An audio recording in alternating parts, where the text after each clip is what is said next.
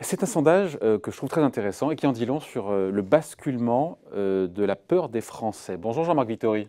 Bonjour David, bonjour tout le monde. Merci d'être là avec nous. Jean-Marc Vittori, donc éditorialiste aux Échos. C'est le sondage IFOP pour le cabinet Nocom qui nous dit quoi? Que les Français redoutent plus désormais le coronavirus, enfin le chômage, pardon, que le virus lui-même.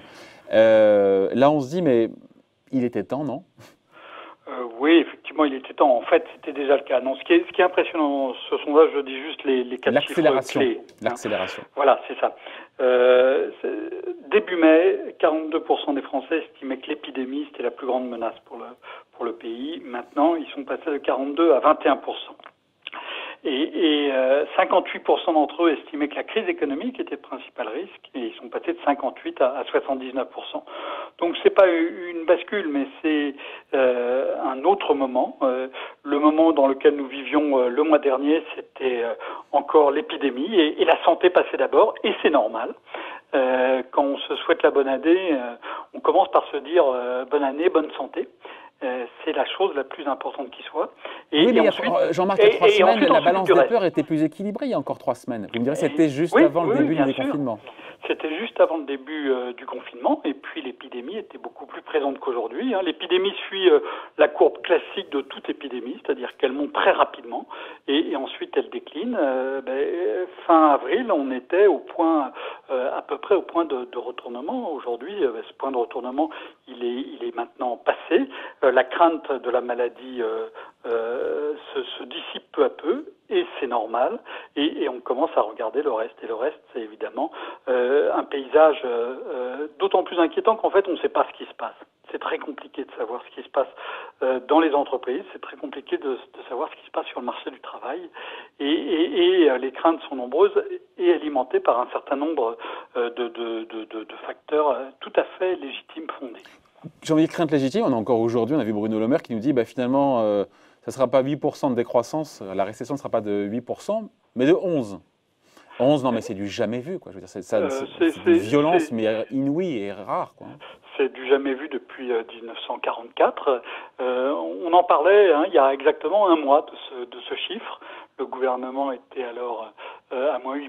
On avait évoqué le fait que ça risquait de chuter encore bien plus.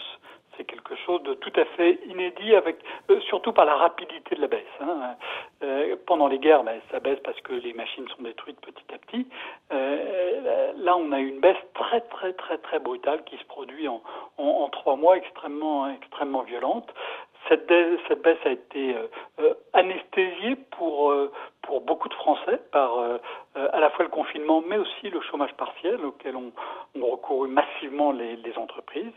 Et maintenant, on va découvrir peu à peu ce qu'il y a derrière. Vous allez peut-être en parler tout à l'heure. À propos d'Arcelor avec M. Darmanin, on va découvrir dans beaucoup d'entreprises une situation qui est extrêmement compliquée. On en a déjà des signes. On a vu que Renault annonçait des suppressions d'emplois massives de 15 000 emplois de moins, dont le tiers en France. On sait que ça va venir aussi chez Air France. On a d'autres entreprises, notamment dans le commerce, qui annoncent qu'elles sont en redressement ou en faillite. On a vu les cas d'André, de Camaïeu, d'Orchestra, de Nafnaf, la HAL, l'Alinéa. On va en voir encore d'autres. Et donc, oui, on est en train de passer dans une phase assez différente de cette crise, qui fut d'abord une crise sanitaire, qui va devenir une crise économique. Et c'est ça donc qui fait peur, Jean-Marc, aux Français, c'est de voir cette litanie, effectivement, qui pourrait s'accélérer. On en parlera effectivement avec Philippe Darmanin juste après, mais de plans sociaux, de licenciements. Mais en même temps, jusqu'à présent, les Français n'ont pas vraiment, j'ai envie de dire, ressenti l'impact financier de cette crise, parce que l'État a payé les factures, on l'a dit, il n'y a pas eu vraiment de rupture dans le niveau de vie, dans le pouvoir d'achat des Français, je veux dire, puisqu'il y a eu le chômage partiel, puisqu'il y a eu beaucoup de choses qui ont été faites. Beaucoup de choses ont été faites, et heureusement, il faut tout de même se rendre compte qu'il y a le chômage partiel, c'est pas une indemnisation totale, c'est une indemnisation assez large. Dans les grandes entreprises, les salariés ont eu un complément qui était assuré par l'entreprise. Hein. Ça s'est passé dans beaucoup d'entre elles, pas dans toutes, mais dans beaucoup d'entre elles. Mais tous les Français salariés ne sont pas employés dans des grandes entreprises, sont aussi employés dans des petites et moyennes entreprises où les ressources sont moins grandes et où là il y a même une baisse non négligeable des salaires. Donc il y a beaucoup de Français qui ont ressenti une baisse beaucoup moins importante que ce qu'ont ressenti par exemple les Américains. Hein. Il y a plus de 40 millions d'Américains en 2 mois qui sont allés s'inscrire au chômage. Donc là, la baisse est drastique. En France, la baisse a été amortie par des filets de sécurité. Il y a même eu un certain nombre de Français qui ont senti un pouvoir d'achat diminuer.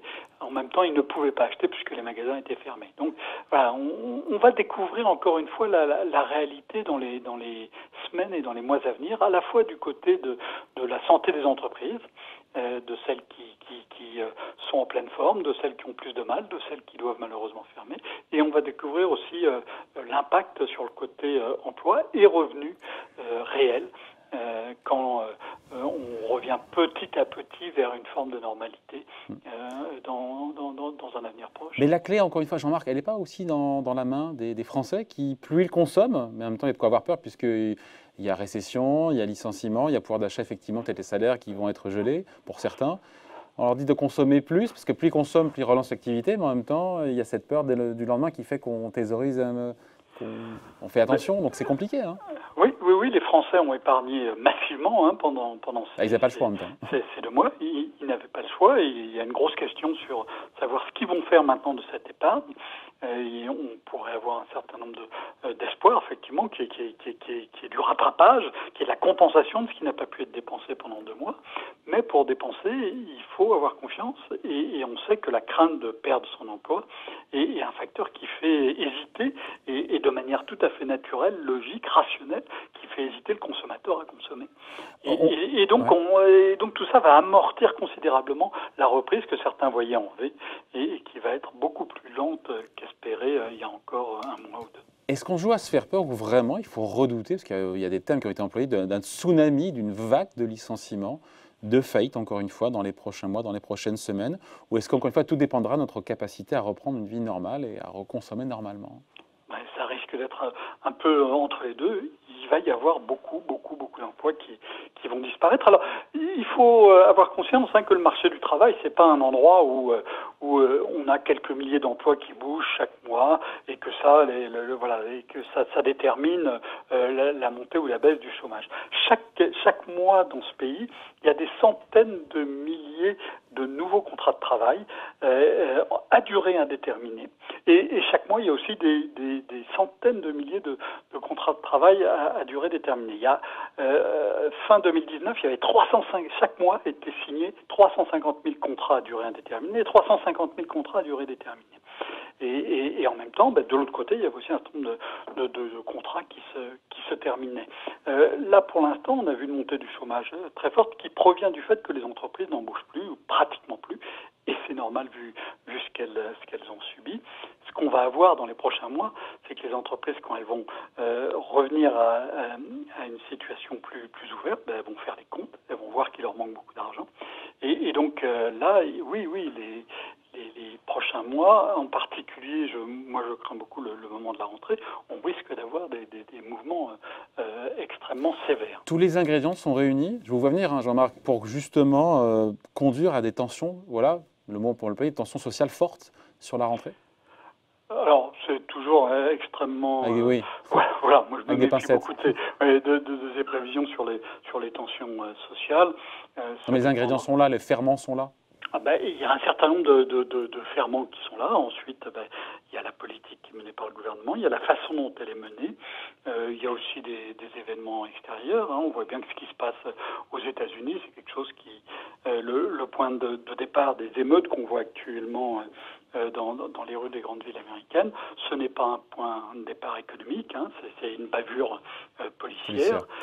Voilà, et on voit que ça enflamme quelque chose qui était très fragile et qu'on craignait d'ailleurs en France depuis plusieurs semaines. Donc voilà, voilà, l'histoire n'est pas écrite d'avance, mais oui, ça crée, ce qui se passe actuellement et plus encore ce qui va se passer dans les prochains mois fragilise une société dont on voit qu'elle est déjà souvent extrêmement sensible et donc on va vivre des événements qui vont être des événements négatifs, qui vont être durs à vivre, pour lesquels il y aura des amortissements sociaux, parce qu'on est dans un pays où on a une protection sociale qui vise à amortir les coups durs, mais il va y avoir beaucoup de coups durs, donc il va y avoir, oui, des risques de tension sociale fortes qui prendront une forme imprévisible. Il y a 2 ans, on a eu les gilets jaunes, personne n'avait prévu un mouvement de cette nature.